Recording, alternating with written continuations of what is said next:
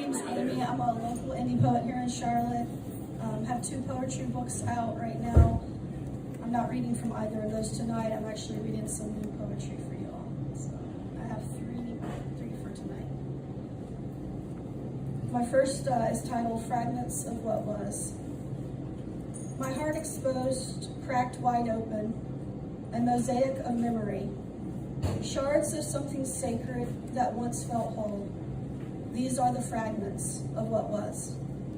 What once breathed beside me, but now only lingers in echoes.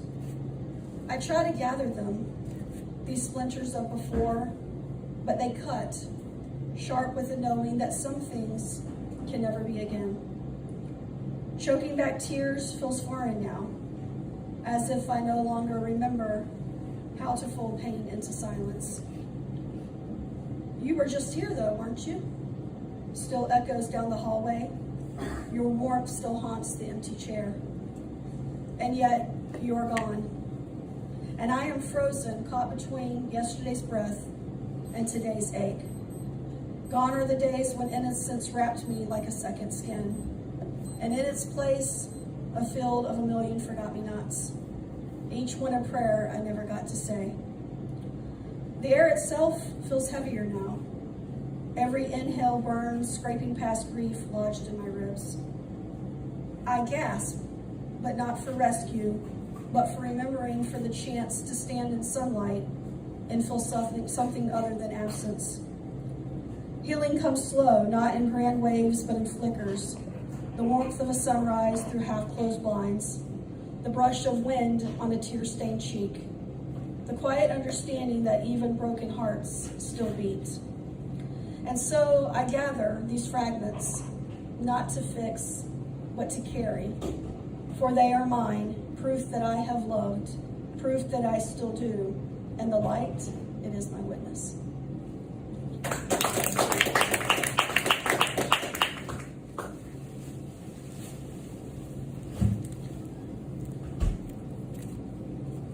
The second poem is called In Full Bloom. It was quiet at first, a silent transformation, barely a murmur beneath the noise of surviving. But something inside me shifted, slowly. In the hush between heartbreaks, my heart began to blossom. Not loudly and not all at once, but like spring remembering itself after a long winter. A small seed, planted not from hope, but from sheer circumstance. Finding its way through the thicket, a tender, stubborn shoot, rising from a mess of tangled weeds. No one saw it coming, not even me. It grew in clay soil, the kind forgotten by most hands, hardened by years of neglect, grief, and guilt. But still it grew, a garden of love, sprouting where only sorrow had once stood. Forgiveness did not come easy.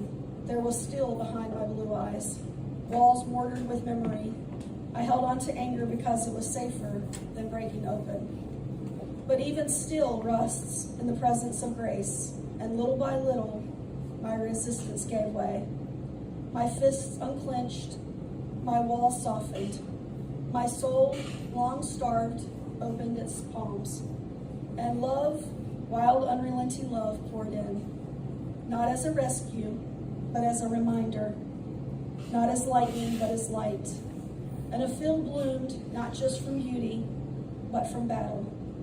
From every moment I chose to stay when leaving felt easier.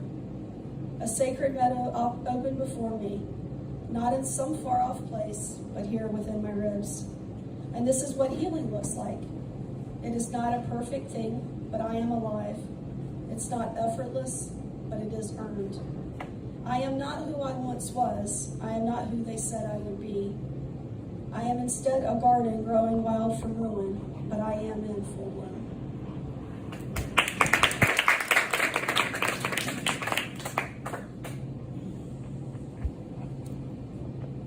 All right, last one for tonight, guys, is Poetry is a River.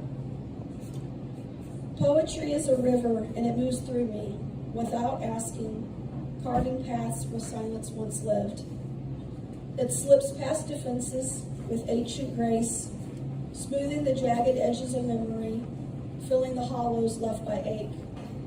It knows the stones that I buried beneath my ribs, and the names that I have whispered only to the wind, names that have never had a proper goodbye. It carries grief like driftwood, softened by time, still shaped by fire, evidence of what once burned and what still does. Some days it rushes wild, a torrent of syllables crashing through me, washing out the debris of too many quiet years. And other days it barely stirs, a silver thread over sacred ground, still moving, still unsure, even when I cannot be. But always it runs true. Even when I am parched, when I forget how to open my mouth and speak, it flows beneath a voice that I can follow, where my own feels too far gone. It holds my confessions, my prayers, my praise. It weaves beauty from brokenness and gives sound to the secrets I was never meant to tell. For you see, poetry is the river that raised me, and I, its quiet child, still learning how to float without fear.